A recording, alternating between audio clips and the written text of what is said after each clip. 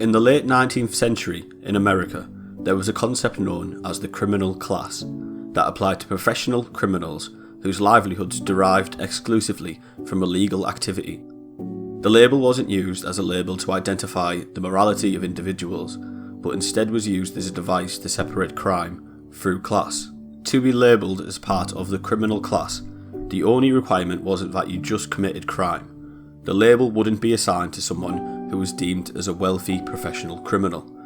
The distinction between someone who was part of regular society and someone who was in the criminal class came from the background and power of the individual, not how they affected the society they belonged to.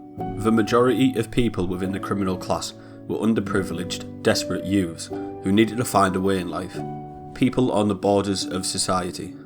Within this world lives a character I wish to talk about.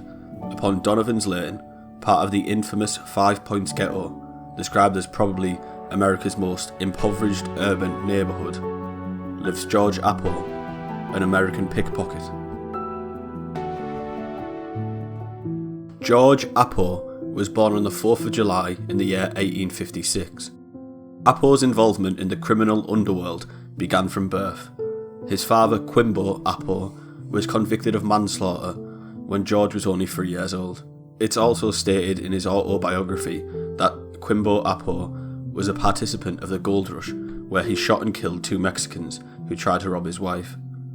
He went from foster home to foster home while his father was in jail, and his mother, who was an Irish immigrant, had died at sea.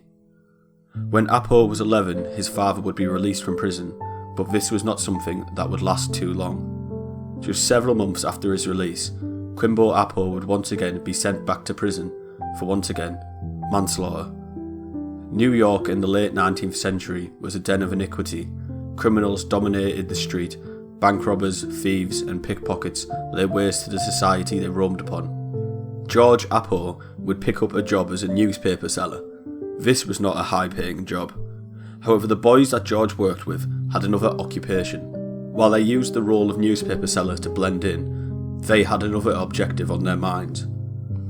George Appo says, "I soon found out that they were picking pockets on Broadway and used the newspaper as a cover to work their crooked business. The role worked perfectly.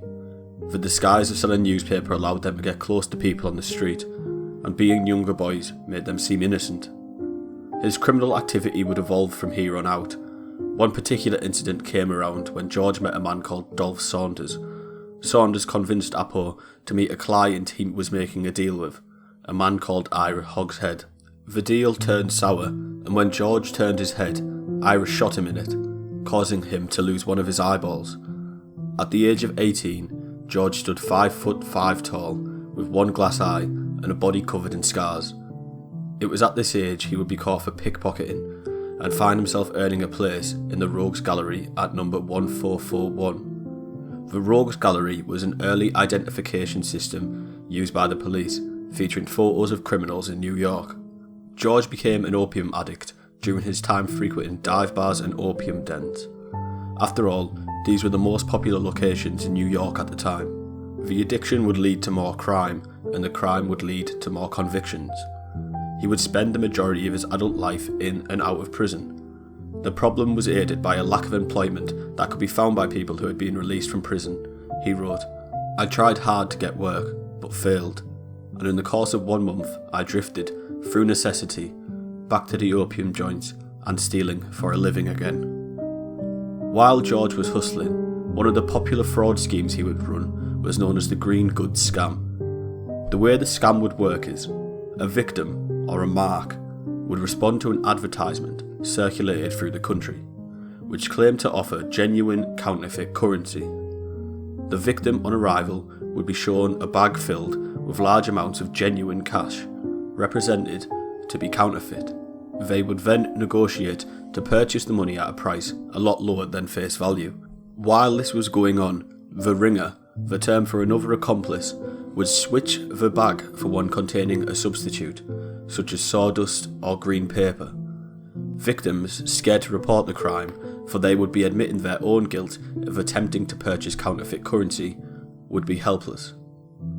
While serving time at Clinton Prison, Appo worked making hats in the prison factories. It was easy enough to find work while incarcerated, but upon re-entering society, it would become difficult to find work again. The judicial system was built to punish criminals instead of rehabilitating them to become useful members of society.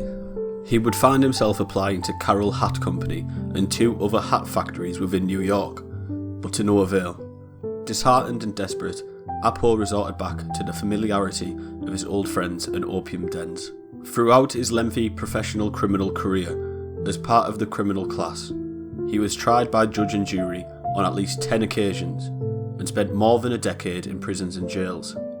One day, while standing on the corner of Centre Street in Lower Manhattan in 1894, George felt a tap on his shoulder.